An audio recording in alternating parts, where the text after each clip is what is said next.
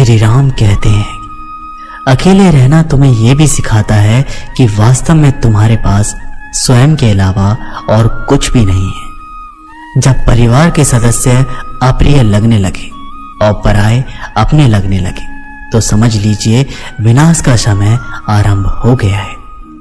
क्रोध आने पर चिल्लाने के लिए ताकत नहीं चाहिए, मगर क्रोध आने पर चुप रहने के लिए खूब ताकत चाहिए होती है।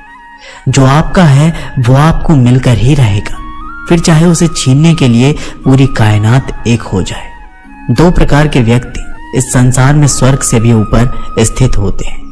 एक वो जो शक्तिशाली होकर भी क्षमा कर देते हैं और दूसरे वो जो दरिद्र होकर भी कुछ दान करते हैं। प्रेम शरीर या सुंदरता को देखकर नहीं होता है, प्रेम हृदय से होता है। जहां दो हृदय मिल जाए वही प्रेम जन्म लेता है। किसी भी व्यक्ति को अच्छे से जाने बिना दूसरों की बातें सुनकर उसके प्रति कोई धारणा बना लेना मूर्खता है।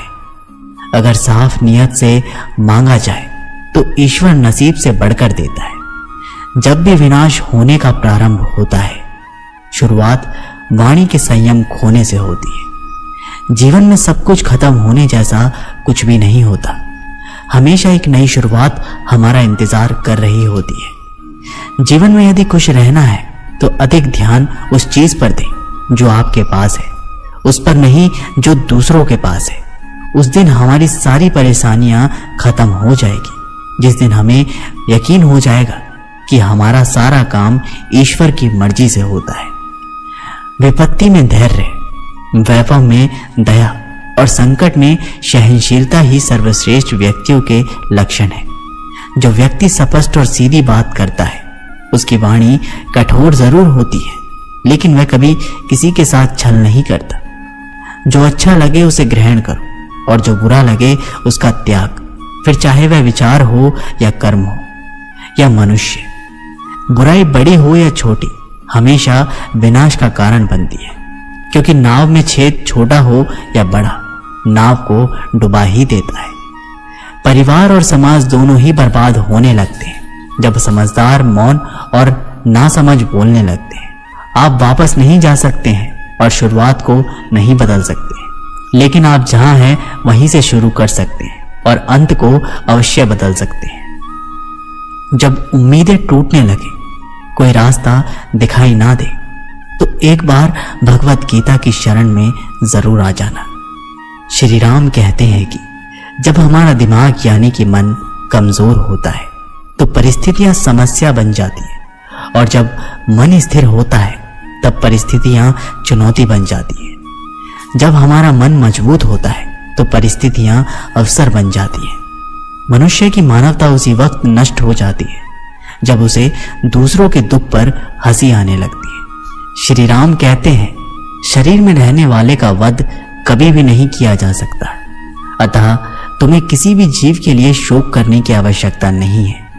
समय यही सिखाता है कि जिंदगी किसी का इंतजार नहीं करती, ना ही किसी के लिए रुक सकती है।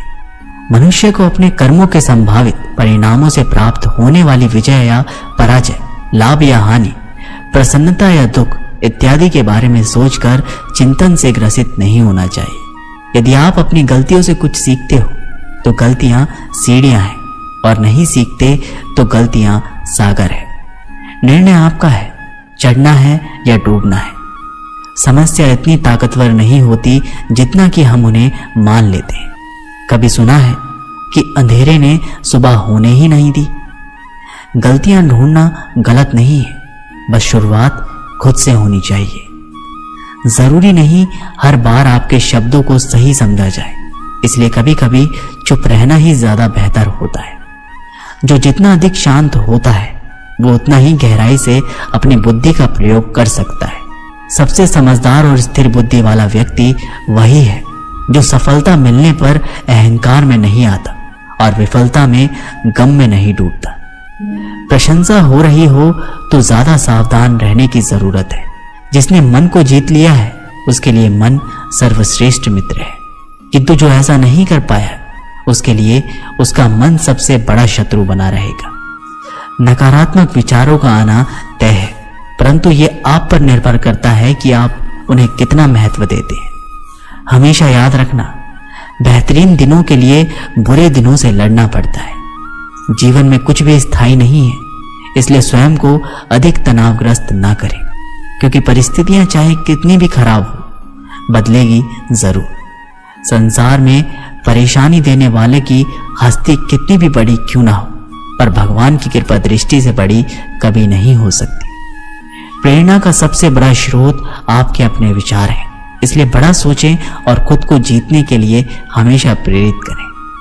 जिसने मन को जीत लिया है उसने पहले ही परमात्मा को प्राप्त कर लिया है, क्योंकि उसने शांति प्राप्त कर ली है। ऐसे मनुष्य के लिए सुख दुख, सर्दी गर्मी और मान अपमान एक जैसे होते हैं।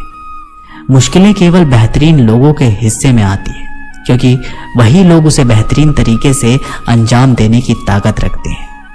कोई कुछ भी कहे, बस अपने आप को शांत रखो, क्योंकि सूरज का तेज कितना भी क्यों ना हो, समुद्र को सुखा नहीं सकता। जहां आपकी कोई कीमत नहीं है वहां पर रुकना अनुचित है, चाहे वो किसी का घर हो या किसी का मन। एक हरीश नाम का लड़का था, उसको दौड़ने का बहुत शौक था। वह कई मैराथन में हिस्सा ले चुका था, परंतु वह किसी भी रेस को पूरा नहीं करता था। एक दिन उसने ठान लिया कि चाहे कुछ भी हो जाए वह रेस पूरी जरूर करेगा। अब रेस शुरू हुई। हरीश ने भी दौड़ना शुरू किया। धीरे धीरे सारे धावक आगे निकलते रहे, मगर अब हरीश थक गया था। वह रुक गया। फिर उसने खुद से बोला, अगर मैं दौड़ नहीं सकता तो कम से कम चल सकता हूं। उसने ऐसा ही किया। वह धीरे धीरे चलने लगा, मगर वह आगे जरूर बढ़ता रहा। अब वह बहुत ज्यादा थक गया था और नीचे गिर पड़ा। उसने खुद को बोला कि वह कैसे भी करके आज दौड़ को पूरी जरूर करेगा। वह जिद करके वापस उठा, लड़खड़ाते हुए आगे बढ़ने लगा और अंततः वह रेस पूरी कर गया। माना कि वह रेस हार चुका था, लेकिन आज उसका विश्वास चरम पर था, क्योंकि आज से पहले रेस को कभी पूरा ही नहीं कर पाया था। वह जमीन पर पड़ा हुआ था, क्योंकि उसके पैरों की मांसपेशियों में बहुत खिंचाव हो चुका था। लेकिन आज वह बहुत खुश था, क्योंकि आज वह हार कर भी जीता था। दोस्तों, हम भी तो इसी तरह की गलतियां करते हैं हमारी लाइफ में। कभी भी अगर कोई परेशानी होती है तो उस काम को नहीं करते और छोड़ देते हैं। अगर आप एक स्टूडेंट हो और रोज 10 घंटे पढ़ते हो और किसी दिन कोई परेशानी की वजह से आप पढ़ाई नहीं करते, मगर आपको भले ही 5 घंटे मिले, पढ़ना जरूर चाहिए। हरीश की कहानी से हमें ये सीख मिलती है कि अगर हम लगातार आगे बढ़ते रहें और एक दिन हम हार कर भी जीत जाएंगे। छोटे छोटे कदम बढ़ाते जाओ और आगे बढ़ते जाओ, यही सफलता का नियम है। तो दोस्तों, इस वीडियो में बस इतना ही। आशा करता हूं कि आप लोगों ने इस वीडियो के माध्यम से बहुत कुछ सीखा होगा। मिलते हैं एक नई वीडियो के माध्यम से, तब तक के लिए अपना ख्याल रखिएगा। बहुत बहुत धन्यवाद। जय श्री राम।